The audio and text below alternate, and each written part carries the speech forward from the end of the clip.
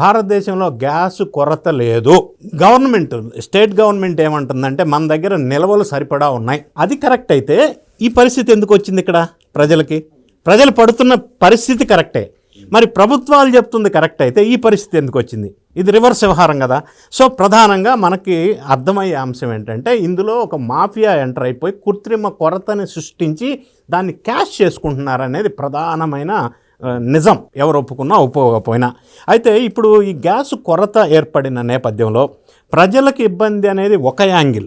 నేను ప్రాక్టికల్గా ఫేస్ చేశాను. ఇండస్ట్రీస్ కూడా ఇబ్బంది పడుతున్నాయి, బాగా ఇబ్బంది పడుతుంది. చాలా ఇండస్ట్రీస్లో for example Vizag steel plant, ఆ గ్యాస్ లేక ప్రొడక్టివిటీ తగ్గిపోయింది. చాలా ఇండస్ట్రీస్, గ్యాస్ బేస్ మీద నడిచే ఇండస్ట్రీస్ ప్రొడక్షన్ తగ్గించేశారు. మరి అది ఇంపాక్ట్ అయితే జీడిపి మీద ఇంపాక్ట్ పడుతుంది, స్టేట్ రెవెన్యూ మీద ఇంపాక్ట్ పడుతుంది, అల్టిమేట్గా ఇండియా మీద గ్రోత్ ఇంపాక్ట్ పడుతుంది, పడబోతుంది.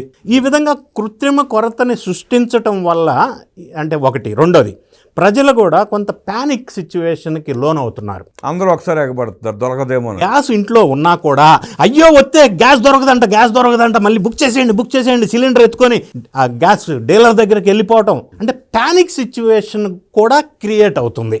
ప్రభుత్వాలు ఎంత భరోసాగా చెప్తున్నప్పటికీ ప్రజల్లో ఈ ప్యానిక్ సిచ్యువేషన్ వల్ల కృత్రిమంగా ఈ మేనేజ్ చేసే మాఫియా ఇంకెక్కువ డబ్బు సంపాదించాలన్న పనిలో ఉన్నారు. ప్రధానంగా ఈ మధ్యకాలంలో లేటెస్ట్గా ఇప్పుడు తిరుపతి కేంద్రంగా మాజీ ఎమ్మెల్యే, మాజీ దేవస్థానం చైర్మన్గా చేసినటువంటి బొమ్మన కరుణాకర్ రెడ్డి శిష్యుడు, ఆయన బ్రహ్మారెడ్డి,